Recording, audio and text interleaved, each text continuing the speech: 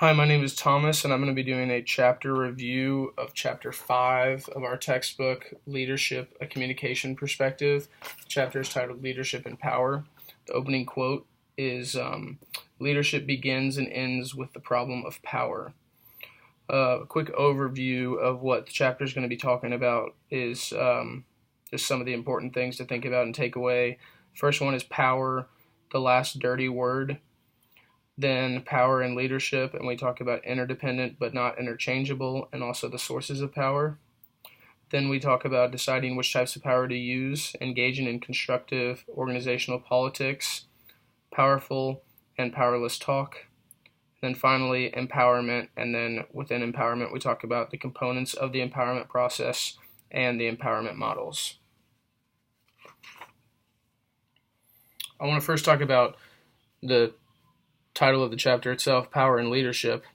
And it says that sorting out the relationship between power and leadership can be confusing.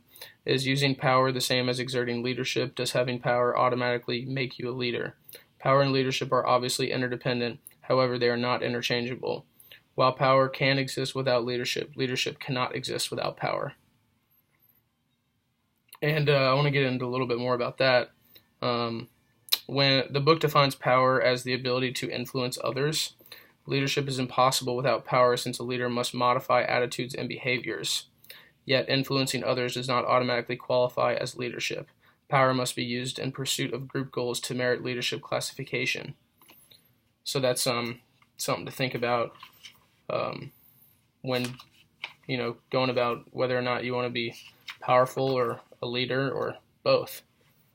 Ideally, I would imagine that everyone wants to be both. So you have to understand that without leadership, you can't have power, with leadership you must have power, but with power you don't always have leadership. So that's something to think about.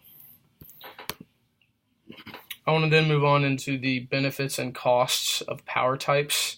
The book gives us 7 power types to think about. These 7 are coercive power, reward power, legitimate power, expert power, referent power, information power, and ecological power. A benefit for coercive power is that effective for gaining obedience, appropriate for disciplinary actions, and achieves quick results. Some of the costs for it are that it drains physical and emotional energy from user. It lowers task satisfaction of followers, destroys trust and commitment, becomes less effective over time, and followers may respond in kind. We'll then move on to reward power. The benefits for that are that they are culturally sanctioned, focuses attention on group priorities, effective for gaining obedience, and boosts short-term performance. And the cost for reward power that lower task satisfaction than with expert or referent power, not consistently linked with high task performance, escalating financial and material costs to provide ever greater tangible rewards. Some groups, like nonprofit agencies, have limited tangible rewards to give, ineffective or destructive if rewards are not desirable or attractive, or if the wrong individuals are rewarded. Next, we have legitimate power. And these benefits are that it is also culturally sanctioned, incorporates weight of the entire organization, effective for gaining obedience, helps large organizations function effectively. And then there are 3 costs for that, which are that it lowers follower task performance, lowers follower task satisfaction, and may become less effective over time. We will then move over into expert power. Expert power, some of the benefits are that it has a high follower task satisfaction, a high follower task performance, drains little if any emotional energy from the user. Some costs are that it takes a long time to develop, must possess the necessary knowledge and skills, not as effective in gaining obedience as coercion, reward, or legitimate power, may not be effective if followers do not share the leader's goals.